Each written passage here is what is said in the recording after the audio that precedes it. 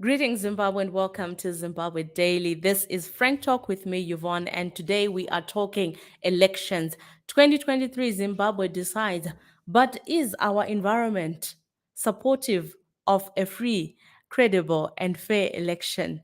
That remains the question that continues to hog in our nation. Are we able to hold an election that is generally viewed as free, fair, and credible? And even in that thinking, are we able to hold it in a peaceful manner?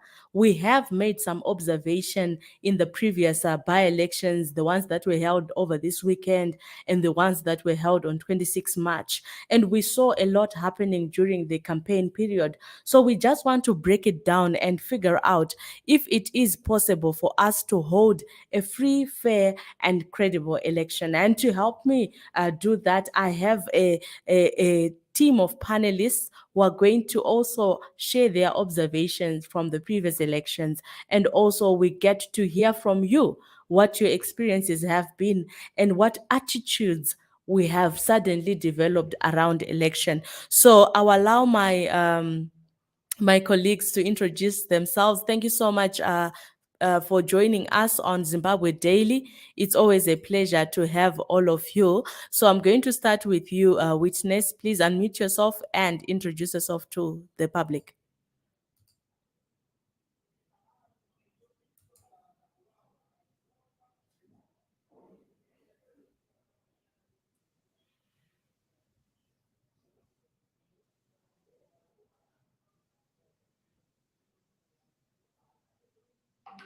All right. I'm going to ask Marco. Please introduce yourself. Yeah, my name is Makombore Rarsirisha. My take on this subject, Yvonne, is that the Zimbabwe Electoral Commission, I have three main reasons why I believe they are not ready or they are not fit to hold elections as such, since they are the constitutional body that is supposed to handle and manage elections. This means that Zimbabwe is not ready for elections, that there is no enabling environment for peaceful elections. The first point, I'll begin with the historical perspective on SEC. I will begin with the historical, doings of the Zimbabwe Electoral Commission. Right. Eh, Marco, I'm going to hold you a bit. And then I'll give you the first run to give me your 3 points why you believe that Zach is not ready to hold a free, credible election. So that is Makomborera Rezivishe. Tamuka, please introduce yourself to the people who are watching. Yeah, hello everybody. My name is Tamuka Chirimamboa and I come from the Institute for Public Affairs in Zimbabwe. Awesome. Thank you so much, Tamuka, and welcome. Over to you, Solomon. Good day, viewers. My name is Solomon Bobos Bunu. I work with the Election Resource Center. Thank you so much, ERC, for coming through. Over to you, Witness.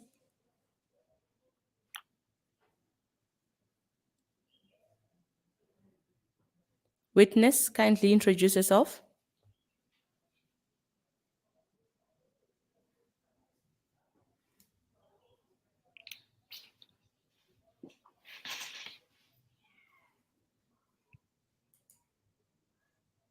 Witness, we are not able to hear you. Can you hear us?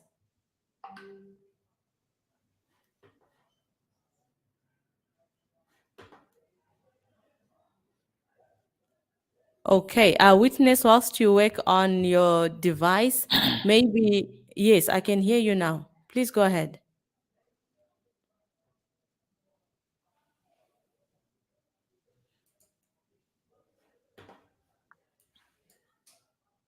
All right, so that we can move on with this conversation. I'll come back to you, Makomborero. Please go ahead with your 3 points as to why you believe that Zach is not yet ready to hold a credible, free, and fair election. My first point will focus on the historical reputation and the misdoings of SEC in as far as handling elections in Zimbabwe is concerned. The second point, more is to do with addressing the military capture of the Zimbabwe Electoral Commission, thus showing that it is the compromised and active party in terms of participating in, in refereeing our elections. Then the third one will be on individual SEC members, critical members of the Zimbabwe Electoral Commission's willingness and actively showing signs of them being partisan, supporting a political party, which is not something that is, expected of officials of their standing. So to begin with, we have had the Zimbabwe Electoral Commission beginning with 2008. They have had a history 2008. From 2008, we go to 2013, we go to 2018. The Zimbabwe Electoral Commission has acted in ways which showed that they were incapable, they were unwilling, in fact, to conduct free and fair elections in various ways. The first ones, we can go for 2008, when they were supposed to release results. They took over a month for them, and in this whole month, they were cooking and, making additions to the official results in which Dr. Morgan Richard Trangrime is so rest in power, which he had won and the MTCT had won.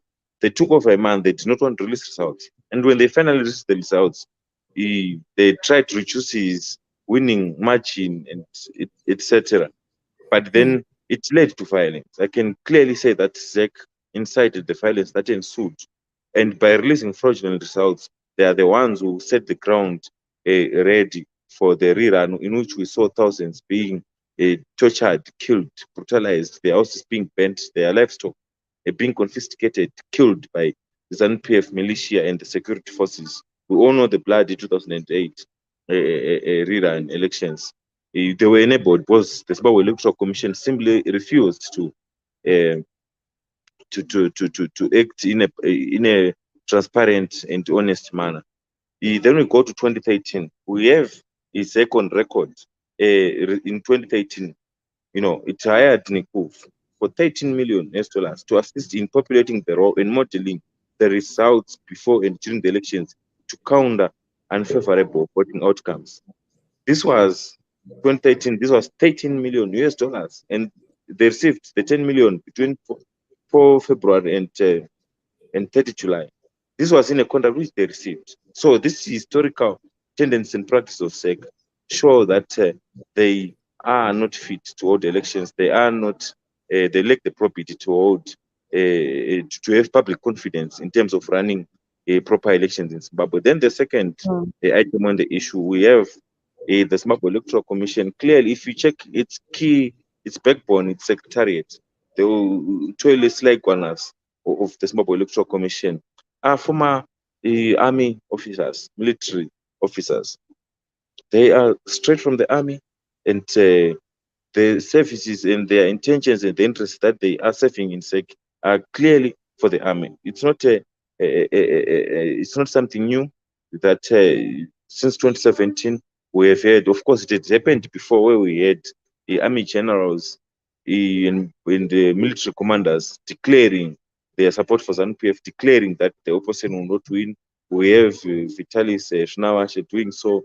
We have had Douglas Nikaya Rambas of the Zimbabwe National Army doing so. So also the presence of Vitalis Lekwana. It's not like his military background is what we have problem with, but what we have problem with is the refusal of SEC to reform, to function as according to their constitutional mandate, to ensure that there is basic transparency, there is basic, at least the inclusion of electoral monitors, of electoral observers, to ensure that they increase public confidence in the way they carry their processes.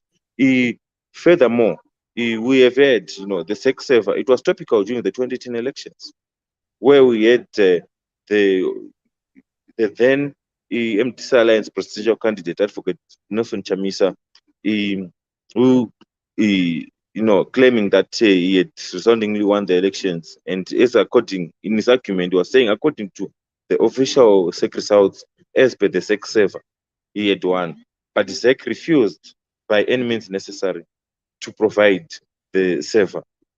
It refused. It claimed that it had been hacked. It claimed that it didn't have a server. They even lied in a court of law. But information recently, if you check um, investigations by Tim Pachedu and other interested and patriotic Zimbabweans who, in pursuit of free, fair, and transparent elections, they've shown that the SEC server is being hosted by AFRICOM, which is operated by the Zimbabwe National Army, by the Zimbabwe's military.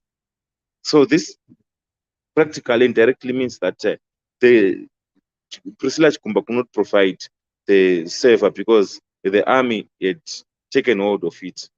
The army was in control of it. And the server showed that Advocate Nelson Chamisa had won with 2.6 million. And we all saw what happened. It resulted in violence. The SEC, through its unprofessional conduct, incited again violence of 1 August 2018. Was it through SEC's misconduct that which led the citizens to come out in the streets to demand election results, to demand an end to electoral rigging, to demand transparency in the outcomes. And is the system, the army per se, which had withheld, which is controlling SEC, and denied to provide the server. He came and killed the people. So both situations in 2008 and in 2018, it's SEC which incited political violence, electoral violence, due to its misconduct. It did just provided information, it did not been captured. There wouldn't have been any complaints from the public, there wouldn't have been any problems, there wouldn't have been any clashes.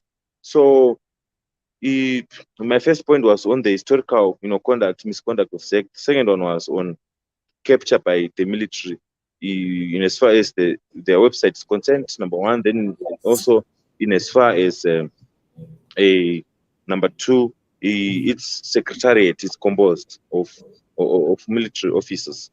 Then the last point, I'll go to the PR of the Zimbabwe Electoral Commission. Priscilla Chikumba, she's a judge. She's a whole judge, and she knows the law, and she is also aware in terms of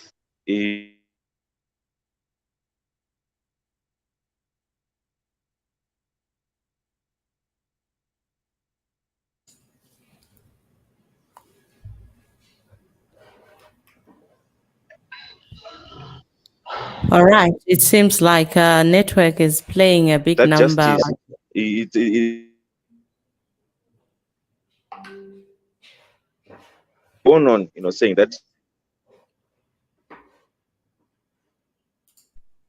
Can you hear me? Yes, I can hear you now, Makomborero. You were talking about individual members of ZEC willing Yeah, to support yeah, democracy. Please go ahead. yeah. We see them. Priscilla Chikumba, of all the people, she knows the saying that justice must not just be said to be done, but it must also be soon to be done. So wearing the scarf, which is clearly a political regalia for ZANU-PF, we have the Jasper Mangwana seen in public wearing that regalia, and for Jasper Mangwana, we're supposed to polish up the face of SEC, to cleanse its image in public. He's not even ashamed to be tweeting, you know, reckless tweets, clearly supporting the ruling party ZANU-PF and denigrating the main opposition, which is the Citizens Coalition for Change. And over the years, there's been, his conduct, it's very questionable. And instead of doing proper branding for the Zimbabwe Electoral Commission, instead of building confidence within the citizens, instead of, making sure he does proper public relations, he's doing everything wrong to sow the image of SEC. And these are some of the rhetorics and symbolic actions which make Zimbabweans mistrust SEC, and Zimbabweans are justified at the end of the day. Because we see even when they do the way they do their voter education, it's like they don't want people to register to vote, yet it's their primary job. They are being overtaken even by individuals, by NGOs, by organizations, by individual political players in publicizing and providing voter education to the people, ensuring that the public is equipped with proper voter education systems, despite them being allocated millions and millions. Yet they decide not to do that. And it's so unfortunate. So all this is not helping towards Zimbabwe being ready for elections. All this is not helpful towards Zimbabwe having a peaceful electoral environment during, before and after elections. So Eh, uh, Awesome. those are my submissions. Those are my Thank you. initial submissions. Awesome. Thank you so much, Makombolero, for such an elaborate look at things. And your points are well noted. So I'll cross over to you, Witness Dube. The MDC has been running for elections over the past 20 years. And what are some of the observations that you have made in regards to the electoral environment, and if Zimbabwe will be able to hold a free, fair, and credible election anytime soon?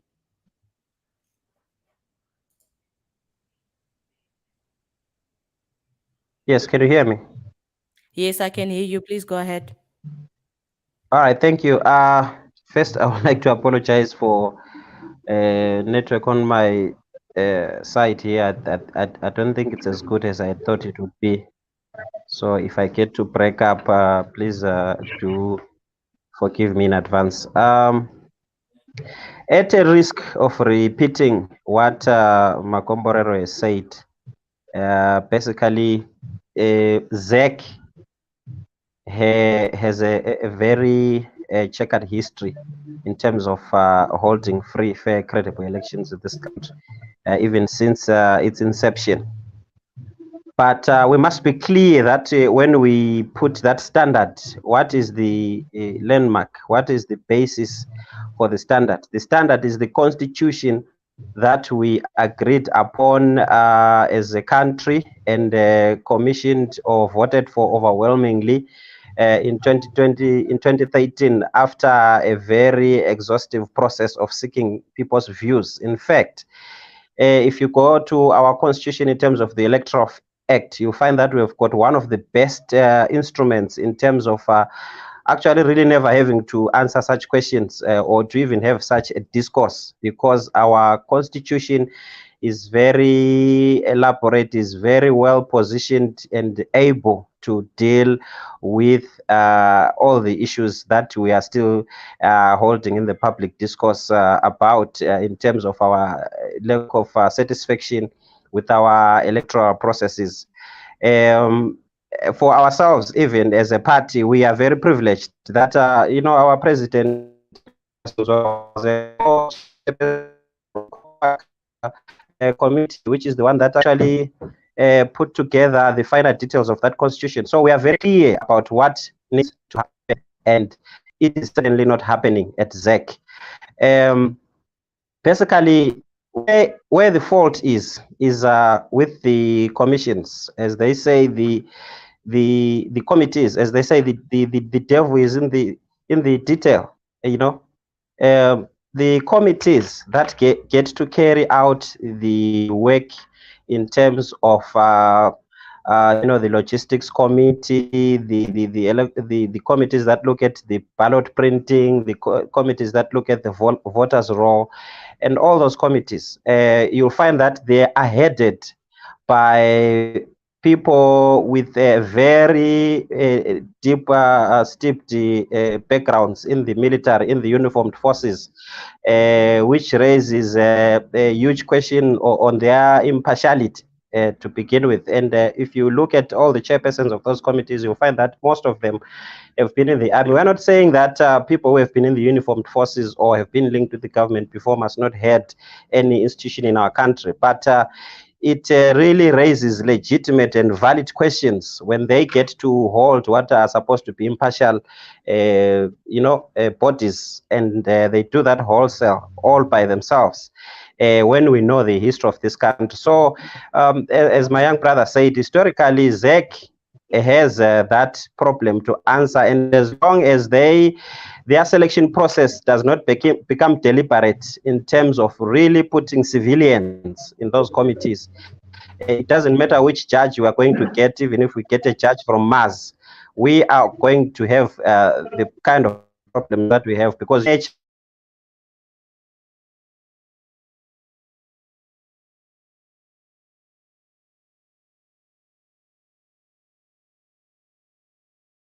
and government is based on a political party that has a strict ideology, that has got a very defined and clear way of doing business, which is not going to change anytime soon. So if we continue to walk on that path, we are like people who are walking we are doing the same thing and expecting a different result. So basically that is where our problem is.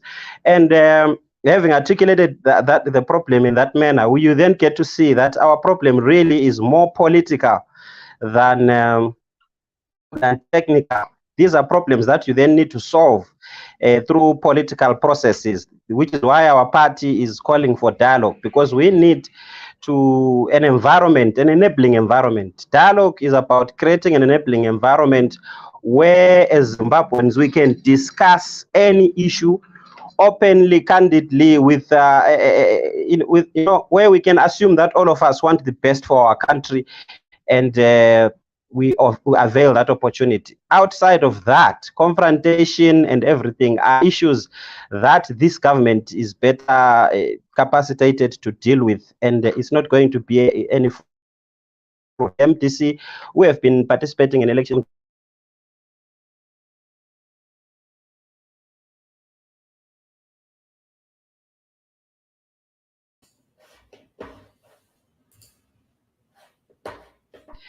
All right, we so have. Okay, please go ahead. Yes, we have a lot of experience in the kind of an opponent that we have in ZANU-PF. And Right. there are instances where we have scored a very telling historical victory.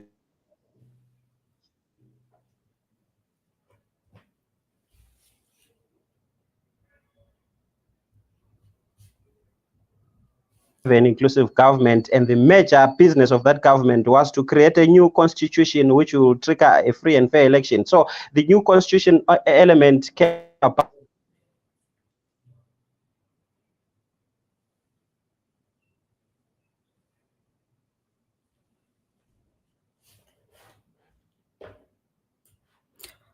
And all right, bring it to bear on our election.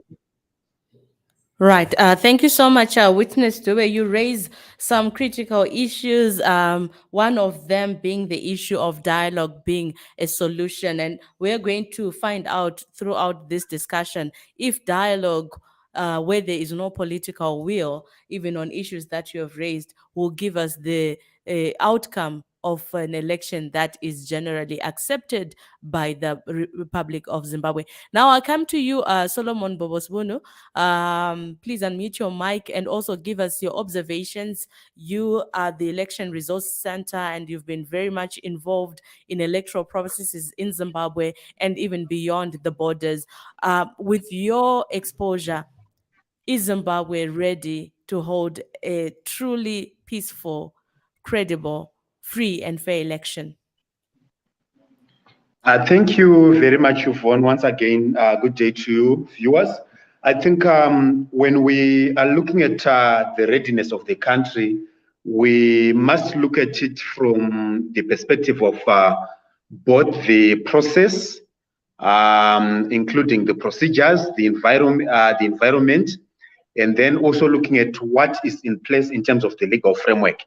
And just like my other speakers have said, as far as the legal framework is concerned, we have something to where we can start from. So, for instance, the Constitution of Zimbabwe, Section 155, it provides for the principles which must be followed when we want to hold these elections, when we want to look at our readiness for these elections. So, do we anticipate that we have a peaceful electoral environment leading to the 2023 harmonized elections? If we just look at what was happening in Chitungwiza, if we look at what was happening around the country leading to the 26th March by-elections in Kwekwe, be it in Kwekwe, the rallies that were taking place in Harare, the barricades that we saw being raised around certain rallies and certain political meetings, it shows that the country might not be ready for a free, especially a peaceful election. This relates to the environment. If we go back again into the rural communities and look at how food, how inputs, how money, how transport was being jangled around by political players, it also creates an unequal playing field for the political actors, for the candidates to then contest in an election and say this election was a fair election.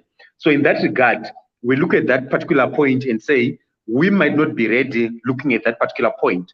If we look at the role and the conduct of the police, would we say we are ready?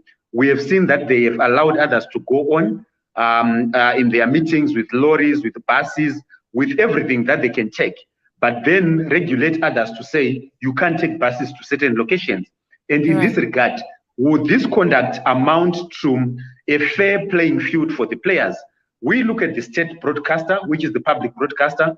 According to the constitution, they have a role. If you read into the Electoral Act, the Constitution of Zimbabwe, it is very clear there must be equal coverage of all political parties and candidates contesting in the election. So if the public broadcaster is not yet willing or is not yet ready to give equal coverage to all the political players, despite their affiliations, then ultimately we can then contend and say we are ready for a free, fair, and a peaceful election. And in that regard, we will not be able to judge a free to then think of a future election that is free. Traditional leaders have a critical role in the history of Zimbabwe. I think Marco was speaking about the history, and it is important that we go back again and reflect on all these institutions and say, as far as they play the roles that they are currently playing, if they continue playing those same roles going into 2023, are we going to be afforded an equal opportunity to elect our candidates and win an election, or lose an election and accept that we have lost the election? So that becomes the difficult part. If you read the Traditional Leaders Act and if you read the Constitution of Zimbabwe, it's very clear that traditional leaders must not be partisan. They are not being told not to support or to vote. They can vote, they can do whatever, but they cannot publicly display their allegiance. If you go back in 2021, there was a chief in Bikita who got involved in an accident. He had a badge of a political party with him, and yet he was using a government provided for vehicle. This is our money, this taxpayers' money. So these are some of the challenges that when we look at them, you then say Zimbabwe is not yet ready for a credible, free, fair election. All these environmental factors that I was speaking about would point to an outcome that is already known. Yet an election must not be must not have a predetermined outcome. The procedures must be known. We should know the procedures of every other process. How we are moving from point A to point B, all that must be known. But the outcome of that election must be determined when the counting has been completed. So when we look at the conduct of the traditional leaders, the police, the state media, how food is used, how communities are restricted to attend certain meetings, these are all ultimately predetermining the outcome of an election. And in that regard, it will be difficult for us to then pinpoint and say, we will be ready for a free, fair, and a credible electoral process come 2023. Go and look at the issues of the voters' roll. Okay. Yes, please continue. Okay, so if we look at the issues to do with the voters' roll, if you go into the Constitution of Zimbabwe, political parties and candidates contesting in the election must be given this copy, the copies of the voters' roll. And those that are interested in the copy to just analyze the voters' roll must be given the same. But you then realize that there are organizations, there are individuals who have made so many requests to the Electoral Commission to get this copy and say, this is what we can term the credibility test of the election, would be in the voters' roll, would be in how they announce the results. So if we can't have access to the voters' roll, can we then prophesy and say the election was free and fair, or the election will be free and fair? It would be very difficult. Again, if we look at the registration of voters, the patterns of registration, the voter education that goes with it, you look at it, we have almost plus 2 million people who would have turned 18 by the time that we get into the next election from 2018. But when we go back again into the place that took place, only 100,000 people registered to vote. Why and where is the problem? People have lost confidence. People have lost the trust. People have lost that hope that there will be a delivery of a free and fair election. So they will stay back and say, okay, we will register when we think that the environment is conducive. We will register when we think that someone is going to run this election in a way that will deliver a free, fair election. No matter who wins the election, as long as these conditions are met, then that would be easier. Again, there has been a talk of electoral reforms. Electoral reforms doesn't mean anything. It simply means we want to continuously improve the conduct, the procedure, the administration of the elections. And what are the things that we continuously need to improve? These are the simple things. How do we transmit results? How do we print our ballot papers? Who has access to these? How do we engage with our stakeholders? How do we resolve disputes around the elections? These are simple things that no one must actually go against. These are things that improve our own electoral environment. These are things that improve our electoral processes and outcomes. And in that regard, we must actually see all political parties interested in this, but we see other political parties actually throwing spanners along the way of electoral reforms. So without these improvements, would we have a credible, free, fair, and a peaceful election according to the principles contained in Section 155 of the Constitution of Zimbabwe? It would be difficult. I think these are my submissions for now.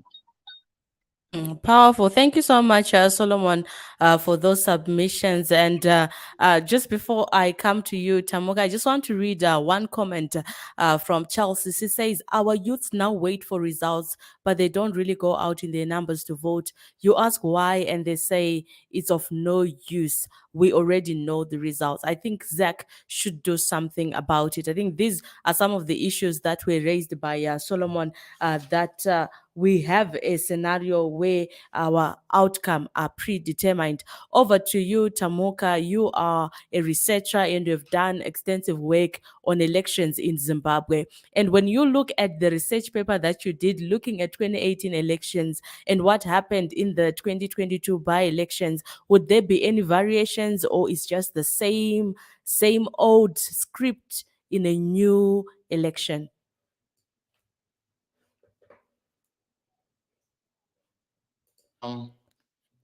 Okay, Thank Tamuka, we you. can hear you now. Please go ahead. Okay. All right. Thank you, Yvonne, for the question.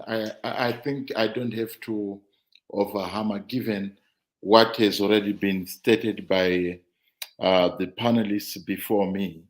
You would find that when it comes to the issues of elections, when we look at the researches that we've done, particularly on the 2013 and the 2018 elections, on exploring the meaning of manipulation, trying to understand how elections manage, you find that when you juxtapose that against the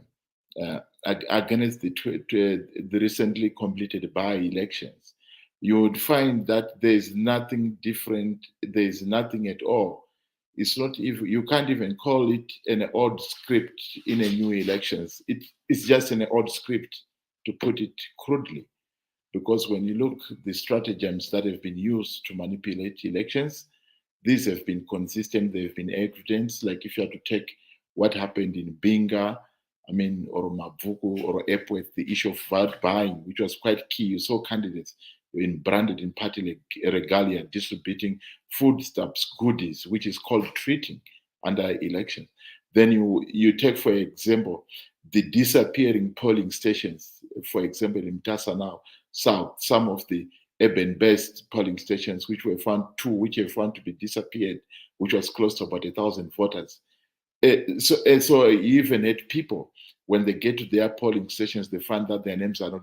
And when you check with elections reports from previous periods and the complaints of those involved in elections, you see these things keep coming. And the issue of voter migration, which we also saw in the 2013 and 2018 election, whereby votes are being taken from different constituencies, then registered so that they vote to tilt the numbers. So when you look at these all malpractices, they actually tell you that the kind of elections which we have been having in Zimbabwe, and which we are also having now, and which are most likely to have, are not going to be free and fair. Have not been free and fair, are not going to be free and fair. So for those who are interested in the free and fair elections, they have to keep on pushing, because we haven't yet reached that level to say our institutions are ready to deliver a free, fair, and credible election. Thank you. Thank you so much, Tamuka. So we are having this conversation live on Zimbabwe Daily page, and just to go through some of the comments that you have been sending through as we started. Indeed, this issue needs to be addressed. The people of Zimbabwe should get assurance that history will not repeat itself. We are tired of political violence. I think this is really critical when we are looking at scenarios that have been happening to say what exactly do we need to do. And I like Becky Suela, you just come through and say, no, Zimbabwe is not yet ready to hold a free, fair, credible, and peaceful election. Thank you so much to you. Rose, you say, so what must be done then? Could you have a free and fair election? Because a lot of people are not registering to vote because they think it is a waste of time. And these are critical issues that we need to continue to ask if we are going to have a credible election. And Brian Makosa comes through and says Mangwana is like ref of UEFA final wearing a Real Madrid jersey. Now there goes our football lovers. Anzi, it's one of the issues that was raised by Makomborero Haruzivishe when he said that there are individual members within the ZAC who have shown an unwillingness to support democracy by openly supporting one of the parties within the context. And we have Norbert Kudakwache saying the main goal for ZANU PF is to make people feel like voting ainabasa and Jakava Badara Kuvakudara, and we should do something to change that. Thank you so much. Norbert Kudakwashe for coming through.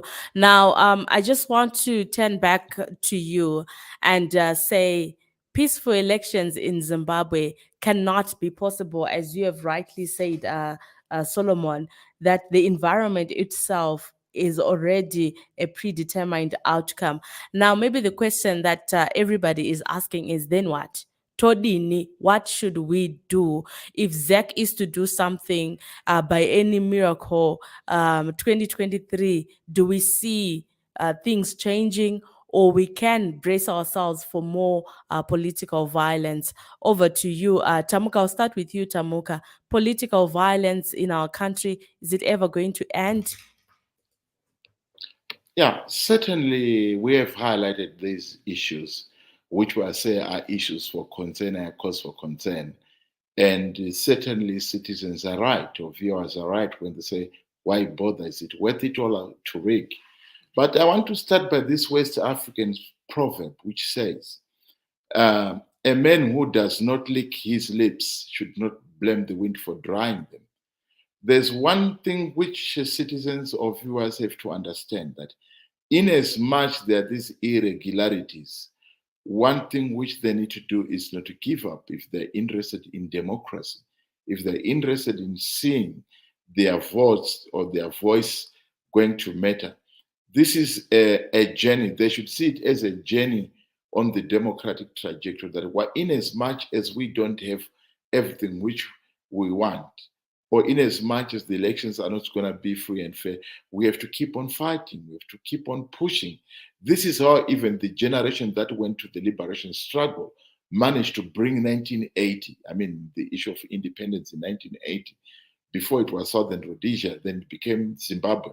It was only possible because despite the impediments, there were people who were convinced that we're going to go out there, we're going to go and hold the gun, we're going to come back into Zim and change this whole narrative. And they waged a war of liberation until final victory. So this is how we should also take it. It's a struggle. The fact that the wind is blowing, we shouldn't just complain, but we have to find something in order to make sure that we keep our lips nourished. We lick them, either we put lipstick or we put lip ice, or we put lip gloss, or maybe we use Vaseline, depending on what you have, So this is what I'm going to say to citizens. No matter how the mountains might seem insurmountable, or no matter how the impediments, in Shona they've got this saying, "Hatira mire makudo munda." So we have to keep on fighting until victory. Awesome. Thank you so much, Tamuka. They are giving us that short answer. If you can't lick your lips, don't blame the wind. Nice one over there. All right, Anzina John Makwana. Zach is always running away from the question of rigging elections, saying people must approach the courts, and for sure they know the result from court will be in favor of ZANU PF. And Conrad Gondo believes that if there is political will, it is possible for us to have a truly peaceful, credible, and fair election. Now, I come to you, witness. You have witnessed a lot of political violence as a party back in beginning 2000, looking at 2008, the issues of legacy that Makomborero was talking about earlier on, and even issues that you raised in your submissions. Now, you as a party, you're calling for dialogue as a stopgap measure and as a way to quell the political tensions. Do you think dialogue in Zimbabwe with our current leaders is possible? Witness.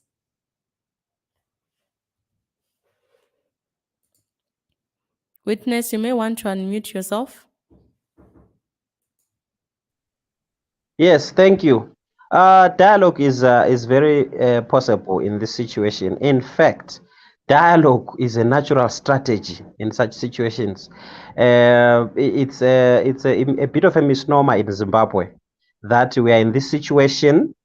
We have had many political cycles where dialogue has worked in our country, but we don't seem to want to embrace that so very effective strategy at the right opportunity.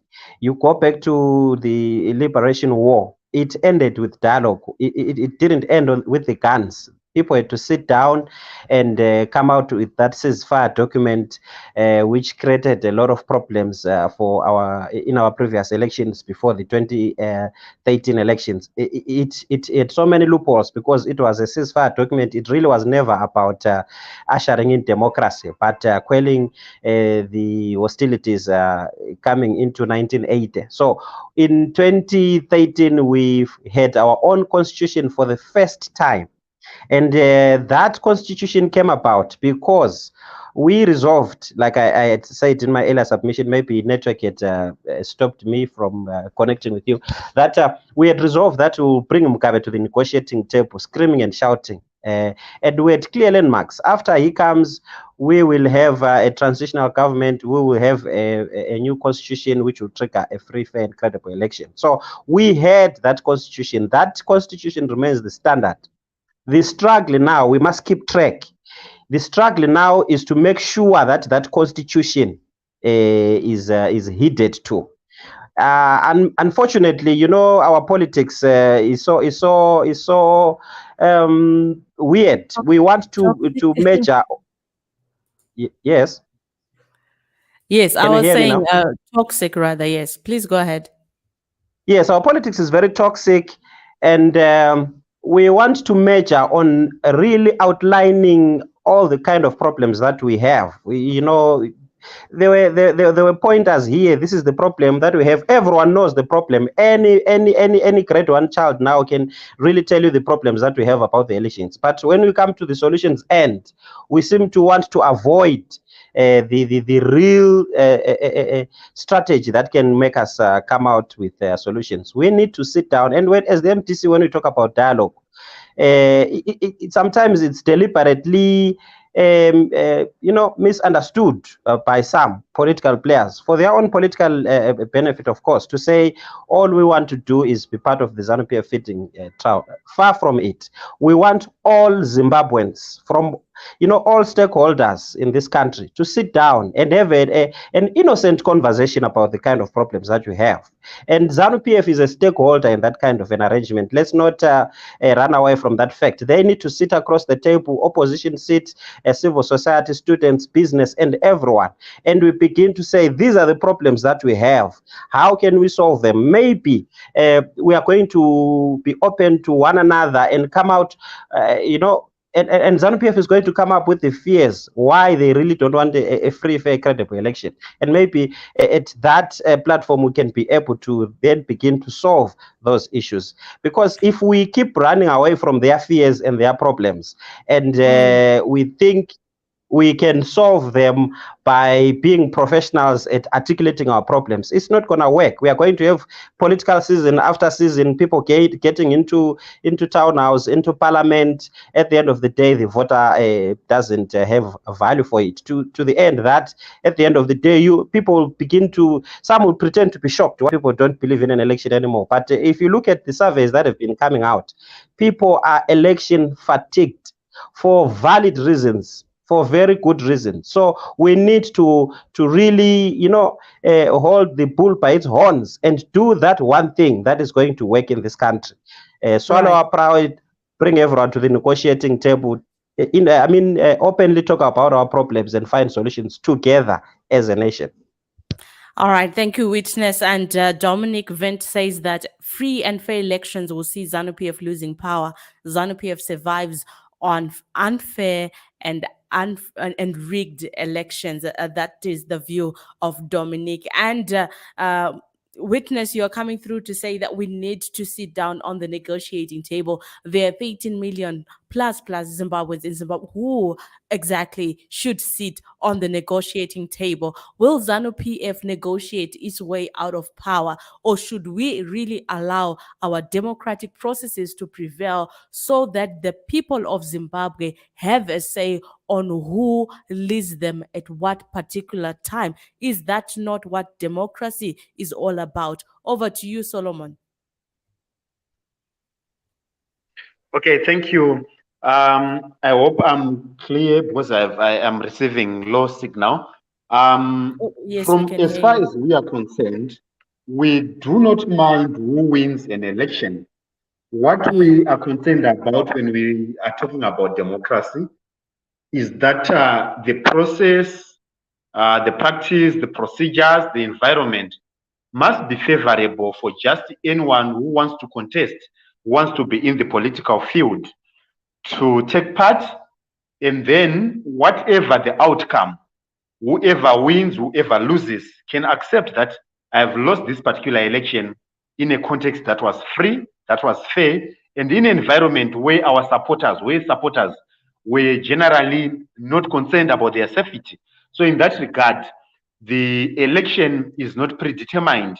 So it is important that whoever is running the elections must actually look at all these different facets and say, how do we ensure that the election becomes free, fair, and peaceful? And then ultimately, that's the democracy that we're talking about. It doesn't speak about any candidate. Where you haven't, I think from on this platform, I have been said, this candidate must win, this candidate must lose. But we are simply talking about those that lose the election must accept. Those that win the election must know that they've won the election on a moral standing where if they go to any community and say, how was I elected? Anyone can have a path without pointing at anyone and saying they've done 1, 2, 3, 4, 5, which was against the dictates of the Constitution. So that's very important when we look at elections. So in this regard, we encourage everyone, just like Tamuka was saying, we need everyone to be registered. Though we know there are weaknesses, we need everyone to go out and register to vote and then come out and vote and then defend that vote, because it's part of our responsibilities as the citizens of Zimbabwe. No one is going to do that for us. It's squarely on us. And then that's the democracy that we are talking about. We need to participate at all levels, at all times. We can't suspend this participation to anyone and say we are going to come on board at a particular point in time. The time that we are not there, someone is coming to occupy the space, and we are going to again grapple with that particular person sitting in a space where they are not probably supposed to be seated. And I think that would so much improve all other things that we so much complain about as Zimbabweans, be it education, be it infrastructure, be it health, be it public transport, be it even the economy itself. So it's naturally purely up to us as citizens of Zimbabwe to be part of the electoral architecture of this country without necessarily giving this responsibility to anyone else except ourselves. Right, Solo, I want to ask you this question. how do we defend our vote? Because I think the definitions of defending, the definitions of protecting are what then differs. ZANU-PF will argue that we are protecting our votes by making sure that it's either you don't participate, or we make sure that we instill as much fear in you that you vote for them. How do we mean when we say defending our vote? Because I think that's where the problem is in terms of our environment. Now we've got an individual who died in the run-up to the by-elections just because there are differences in terms of which political party one belongs. We know also that there was violence that erupted at Tangenamo Primary School, and the polling agent was actually assaulted. How does ZEC come in to protect individuals when situations like this happen? I know that it says that we are not the ones with the prosecution power or enforcing the law and stuff, but what role should ZEC be playing if we were to inject some form of acceptability or some form of acceptance into ZEC as an electoral body that is capable of running a credible election? Okay, thank you very much. I think without them, if you go to section 155 again, part E, it says ensure timely resolution of electoral disputes. So they can't run away from that responsibility. It's within the purview of what the Constitution says about what they should do as an electoral commission. So it's actually there in the Constitution. And then if you go to section 239, which talks about functions of the Zimbabwe Electoral Commission, K of that says to receive and consider complaints from the public and to take such action in regards to the complaints as it considers appropriate. So they can't run away from this. It's there. The law is there. It says they also have a role to play. However, we would probably say the police must be professional. It goes again, it's not directly to ZEC, but they've been given a role to play. Make referrals to the police. Also, the police must be professional, must be able to arrest, must be able to allow for prosecution through the courts, and then judgments must be respected. People must be fined. And if all these things are done, naturally the election will be peaceful because people will know that if I violate a certain right, if I violate a certain electoral right, I will face the full wrath of the law. And in this regard, we see a lot of people just denigrating on their responsibility, sitting through, conducting themselves unprofessionally, and then also running away from their responsibilities. And this becomes a major challenge. We need to also make sure that these other players that are supposed to be involved, the Zimbabwe Human Rights Commission, the National Peace and Reconciliation Commission, are also roped in to ensure that their mandates within these elections leading to the 2023 are also exercised fully. I will try to come back to the question of protecting the vote.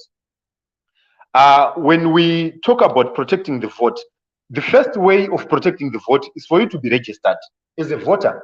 Because if you are not registered and you qualify to be a registered voter, someone might use that opportunity.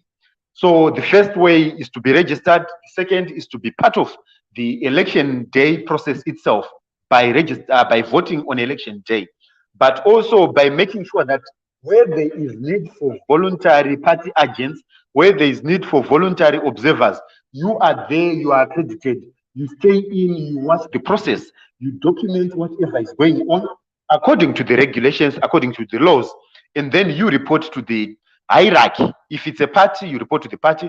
If it's a civic organization, you report to the civic organization. That's part of what we call protecting the vote. If the results are posted outside, because there are claims that they are tampered with when they move from one point to point, from point A to point B, it means that you need to collect the evidence and keep the evidence and share that particular evidence with those responsible for collecting or for speaking at the very national level. So these are some of the things that we talk about when we are saying protect the vote. Of course, this is also part just difference in terminology, defending the vote or protecting the vote. Because when you are there, the chances that someone would want to tamper with the vote is very limited. So in that regard, these are some of the things that we is referred to probably as defense and protection of the vote. It's just probably a mix of the two terms, but they mean almost the same thing making sure that the vote is safe up to the point when it is announced. Because at each and every level, there must be people that are watching the process, documenting what is going on, reporting on what is going on, and making sure that those that are receiving the reports are also acting on the reports at their different levels of authority that allows the vote to actually be protected, that allows the vote to be safe, that allows the final outcome to be announced as it has been casted at the lowest level of the polling station.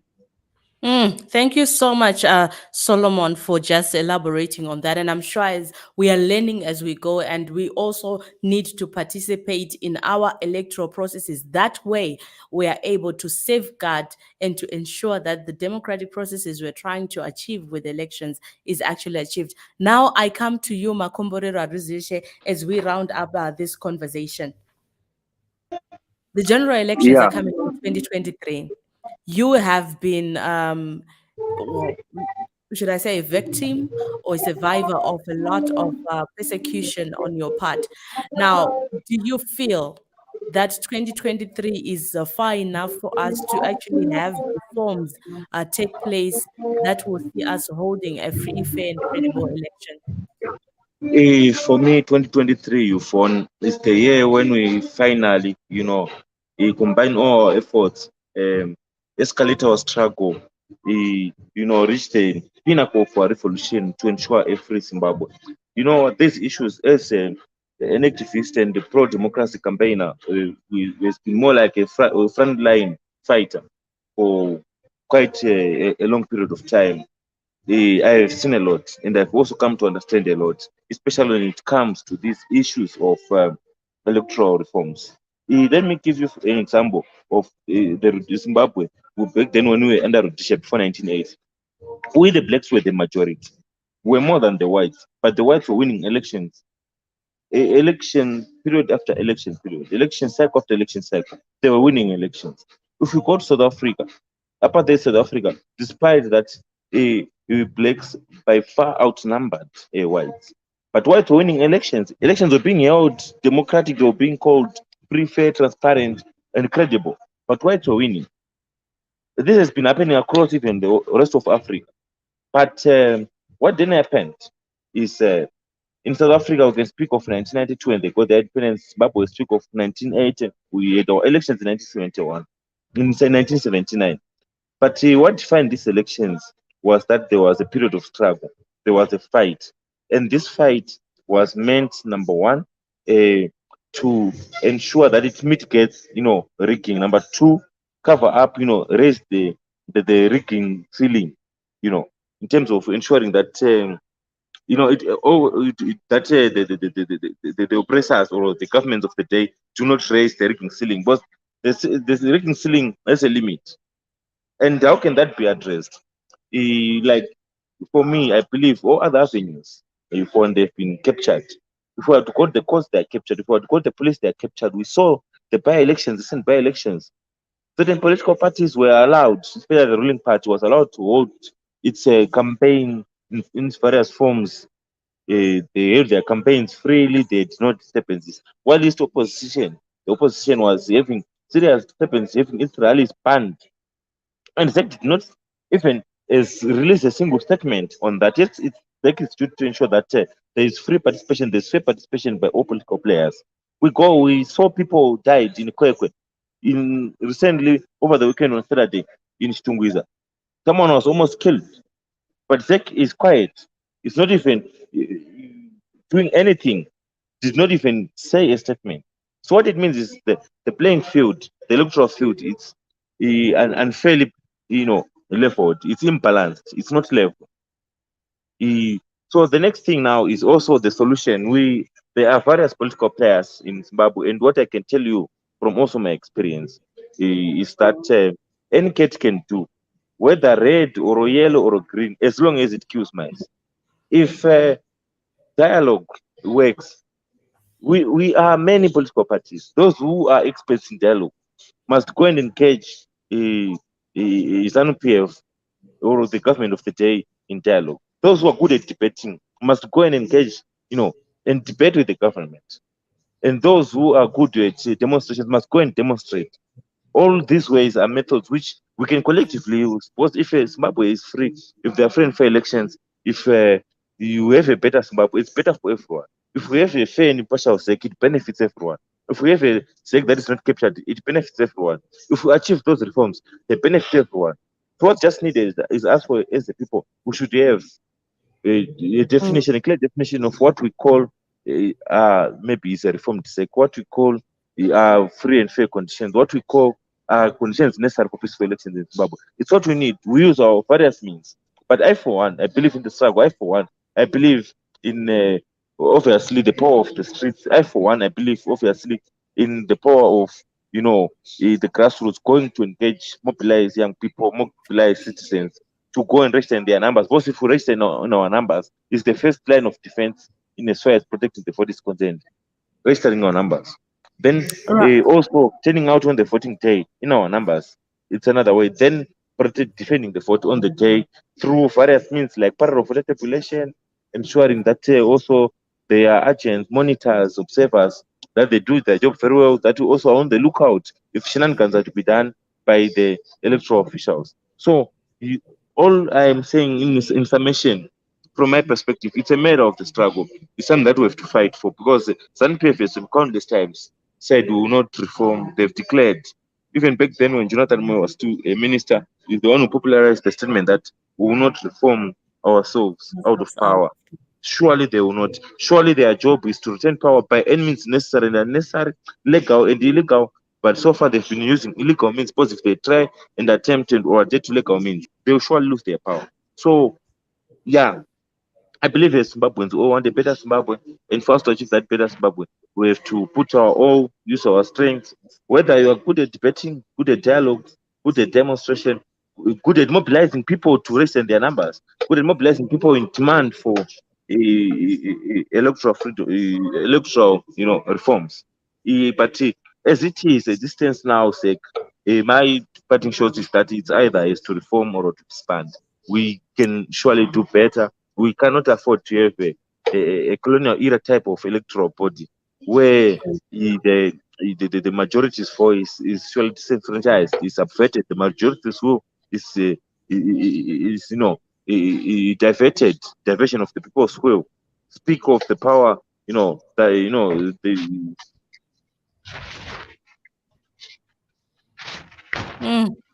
Thank you so much, Makomborero, for that parting shot, and thank you for coming through to the platform. Over to you, Witness Dube, your parting shot.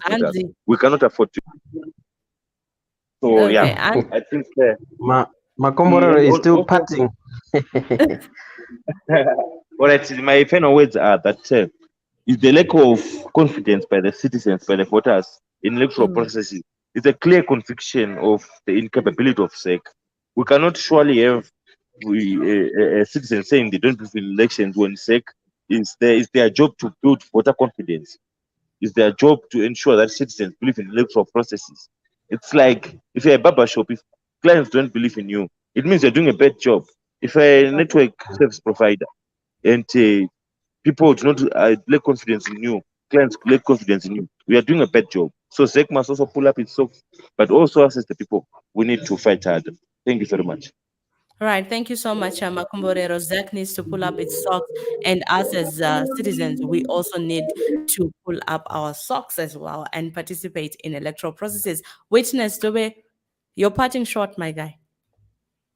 Yeah, I'll just say briefly, what came out of this discussion, if there was any person, any Zimbabwean listening, they would have come out clearly with the definition of our problems. And that will be somebody who was new to this kind of discussions. This has been the content of all our discussions from, from before the new millennium. So the problems are not new. What we need is a new way of solving those problems. We have tried it all, and we must try it all, as my brother Aruzivishe is saying. But remember, in 2008, we had a try so good that it took ZANU-PF 5 weeks to undo that kind of a try that we did. So we must learn from experience the kind of an opponent that we are dealing with.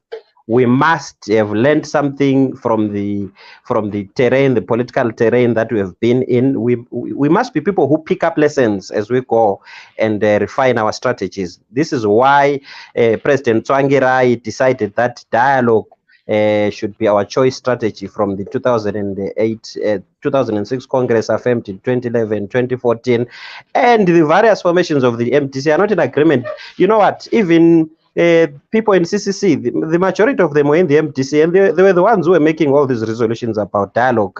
It comes out strange now that they shun it, they want to shun it, and believe that we should really unwind and go back to the years when we had not really properly studied the political field we are in. So, yes, we must do all those things. In fact, any political party with its existence must move on a mass line, must recruit, must do the vote defense and all those tactics. Yes, we do that. We continue to do that. But you must also devise strategies and change gears to suit the kind of political war you are in. And this time, as a MTC, we have seen that all the problems that we are articulating and defining here clearly are political. You know, you talk of ZEC, but beyond it, you see that there is a hand somewhere moving it, and it's a political hand. No matter how you cry and define what problems they are making, if that political hand is not involved in your cry, then it's not going to bring any fruit. So we must come together, all Zimbabweans from all political parties and other stakeholders, including the traditional leaders, including the judiciary, the securocrats. All of us must come together to define the problems, because there's one thing in common about all that is happening in Zimbabwe. We are suffering in the same manner, and the kind of problems that we have really are indiscriminate. They don't choose whether somebody is ZANU-PF. When prices go up, the shops don't then say who is from ZANU-PF and who is not. So because of that common definition of our problems, we have at least a platform that we can begin to talk about, to say what is causing us to have problems is because maybe of our image, because of the way we have held our elections, because of the way we have nurtured our democracy or failed to do so. And then we decode each other and we understand each other, and we put together a strategy for us as Zimbabweans. No one is going to do this for us. We can decide to be forever fighting and really not come up with anything of substance in terms of solutions. But the time is now. Yes, every party should register. We are registering. We are doing structures. We are watching ZEC. We are doing voter registration, watching the voters roll and all. But beyond that, we now know, at least from the 22 years we have been on the terrain, that there is a bigger political hand behind everything that happens, which we must bring to the negotiating table and unmask and properly give a diagnosis of. Otherwise, we'll spend many hours defining our problems with no solutions. All right. Thank you so much, Witness Dube, coming through from the MDCT, for joining us on Zimbabwe Daily to have this conversation. Thank you very much, Yvonne. Excellent. And thank you to fellow panelists. Right, right. So we are looking at primary elections. These are held within parties to choose candidates to stand in general elections.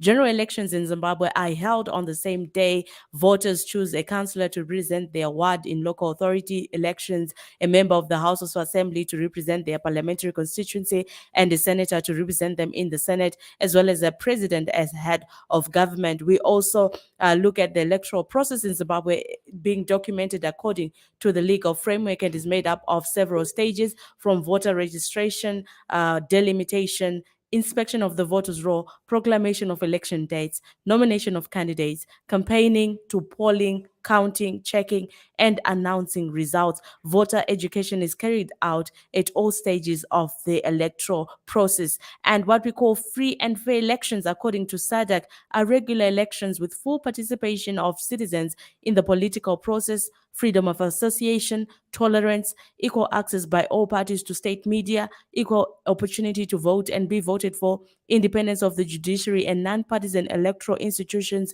voter education, acceptance of the results in free and fair elections, and the legal means to deal with any problems that arise. Basic rights and responsibilities are two sides of the same coin. as responsibilities have to be carried out in order to fulfill rights. And a democratic society is a society governed according to democratic principles based on human rights and responsibilities.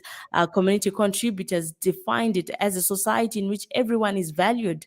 Decisions are based on consultation, leadership and resources are shared, and rights are protected. Free and fair elections are important because they enable citizens to choose the leaders, parties, and policies that they want, provided that they are in the majority. So elections remind leaders that they are accountable to the people they serve, and that government works best when it is based on the consent of the governed. This is a conversation on Zimbabwe Daily, brought to you in collaboration with Hill Zimbabwe Trust, right here on Zimbabwe Daily. And I want to go back to the questions that I asked Jasper Mangwana, the spokesperson of the Zimbabwe Electoral Commission, just as we round off this conversation. So let's listen to this particular video that was done a couple of weeks ago.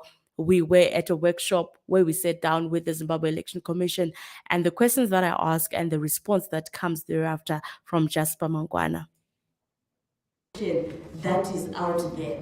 And I would want to propose these things, and I thank you for conducting this workshop, because you realize that as online content creators, we are a key stakeholder, and we also are part of either the misinformation bit to the people that creates the perception that probably ZEC is not a credible body to be conducting elections in Zimbabwe. So what do people need? People need the information. That which you are saying the ballot paper has never been in full color. Do people know that?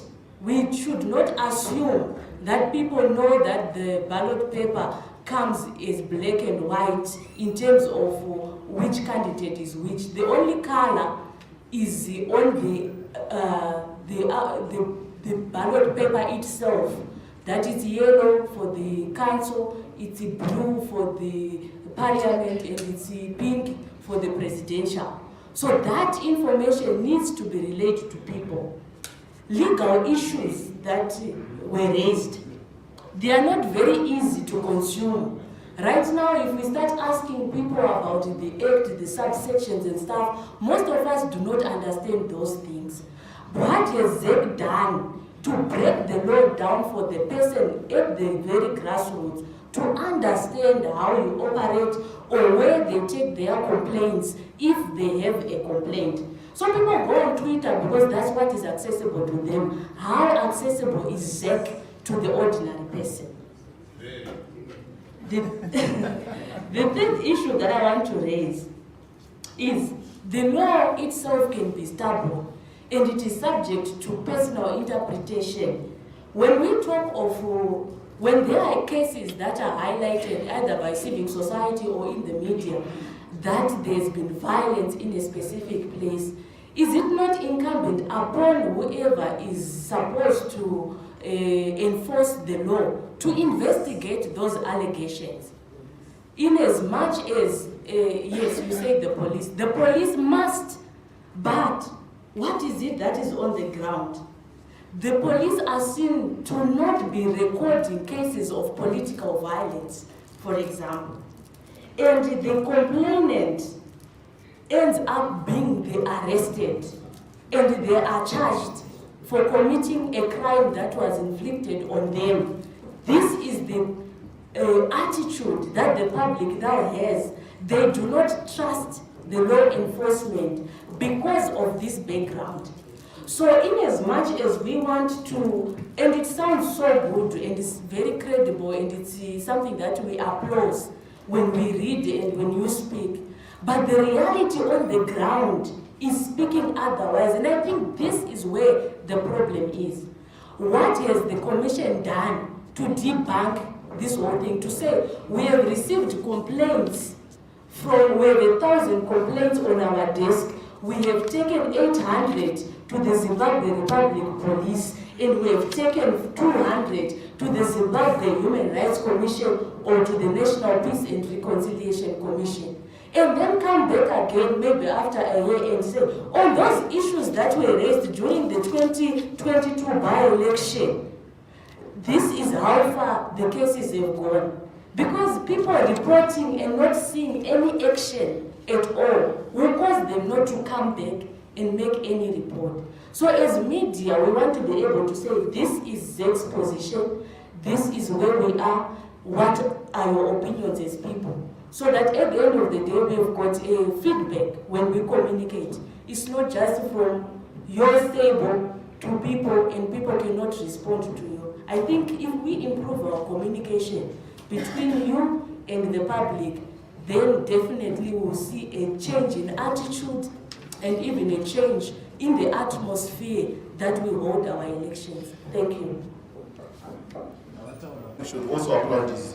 We've had the first ever social media conference on elections. There was no platform, which was an initiative from the Commission, which I expected you to say. I want to thank the Commission for saying this. However, let me get into what you've been talking about. You talk about a militarized secretariat of the Commission. That's what If someone, that's what people say. Because my view is, are you a registered voter? Yes. Thank you so much. Then that's good. Because I've noted that a lot of people who report and make issues on elections, some of them have never been experienced voting. In Zimbabwe, there's no law which says if someone is a nurse and retires from nursing and applies for a job in any institution, is not supposed to be given that job. Even in the Zimbabwe Electoral Commission, if someone has been employed as a nurse and resigned as a nurse and applies for a job in the commission, should the commission deny that person a job because they were employing the Ministry of Health? Would the commission say if someone is served in the security sector as a policeman or as a soldier or as whatever that is, if he applies for a job in the commission and he has the qualifications and he passes the interview, is there a law which says the commission should actually not take that person on board? Is that not discrimination? Let's all agree. Do we want the commission to say simply because you recruited in Zimbabwe Prison Services, you worked for 5 years, you have qualifications of being a PR practitioner, you have applied to ZEC, should ZEC not list you as a potential candidate because you worked for the PC? Is that not discrimination? Is that not discrimination? That's what the people want to hear. What you should take the commission to account to is to say, ZEC, Yakatora is substantive officer, are a serving member of the military. That is the case to the commission. We do not. And for your information, when that issue was raised, we had less than 10% of people with security background. And a lot of them have actually retired. Quite a few. Even in the commission side, do you see any retired soldier amongst the commissioners? The buck stops with the commissioners. But do you see any retired soldier in the commissioners? But for information, we need to understand where the electoral process developed in this country. Do you know that the first elections that were done, the most of the people that did so much of even the establishment of this Zimbabwe Electoral Commission are people from the military? Are you aware? Alright, let's all agree. What they were saying, they were the electoral supervisor commission. And they said, no, we need an independent commission so that we can also conform to the standards, the set guidelines and principles on electoral processes. They are the people who initiated this. But it's also not let's discriminate simply because Magabo driver, Kudaku Mapurisa, Mazak Zemaro driver, Samjamasu driver, no Magamu, watching police.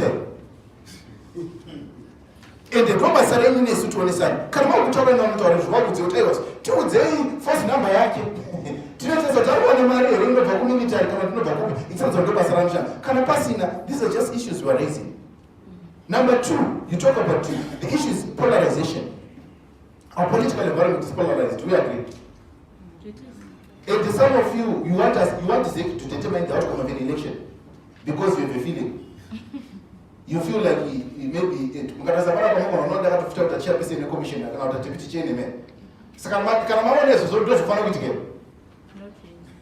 Saka why do you want to determine the outcome of an election when you are just a single voter? Your vote is one, which you have a guarantee on. You want to determine the outcome of an election. You vote. How many times do you vote? 4 times. Secondly, the numbers that are outcome of the election, they don't represent our expectations. Who are you? Do you represent thousands of people who only represent your vote? Because what you know is 1980, people vote for one man, one.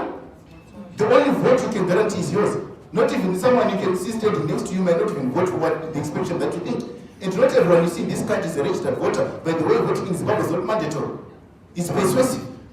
That's the reason why Muchimaya to get the voter because at force says why do you want the commission to endorse election results of a process that has not been done according to your perception, not according to the kana tibvunze muti tina v11 rakaverengwa nezeki rinoti ningana mavhoti 50 ningana mavhoti 60 asi zeki yakachinja mafika ndozvatinoda kunzwa isu.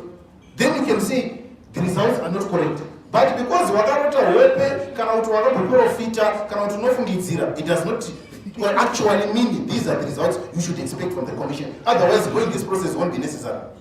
So let's respect the processes. Let's follow the processes. You raise another issue, Margaret. The commission has been intensifying its voter education. I think some of you have seen what we've been doing, including programs on community radios across the country. Our social media engagement, if you are going to agree with us, is actually improved. Of course, what are we trying to do? We are reaching out to you so that we can engage together and find each other in the direction that we all want to see an election that is uncontested. The other issue that you raised on Zimbabwe Electoral Commission does not have investigative or prosecuting powers. Are you aware? Zimbabwe is atina masimba as far as not militarized kudaro vanhu vavo vatongonayo masimba ekuprosecuta kana kusunga ndokuti munoti militarization wawakuita sei haushandi waitoshanda ndovaida chitibetsera kuti vamwana tine nyaya dzeparapa itomhanya nadzo chop but there's no that provision in the law. What we do, you can't expect the commission to make a judgment on an electoral malpractice when you are not empowered by the law. That question should go to Judicial Service Commission.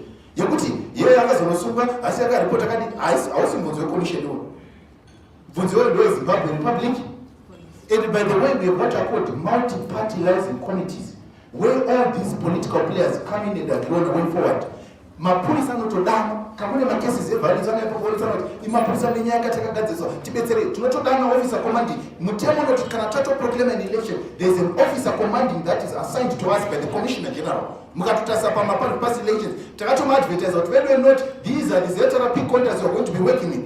ZEC cannot create a case moda tinokuripotera kuti makadi munodza kuna Yvonne akarogwa kumabvuku nepolitical violence isusu tonoripota zvozvo iwe ndaka kupolisa titi isisi patosangana nemapurisa tautotibetsera kuti uya kuno woti ndini Yvonne berangu toenda kumapurisa wokuwa case number yako, then it's easier for the follow kuti yamira pa but don't commission create iwo because takaona mapicture social media evanhu vakaona vamwe vanhu vakatorera namabhebi muchifunga kuti ma-elections moti commission inoripota tikopusisa wesisi kwa commission yakanoripota nyaya isinene ma-elections maybe vakakonana vachiona kuti pane potential vakazokonana saka tikuti zvinhu zvedu ngazvitevedzere mutemo.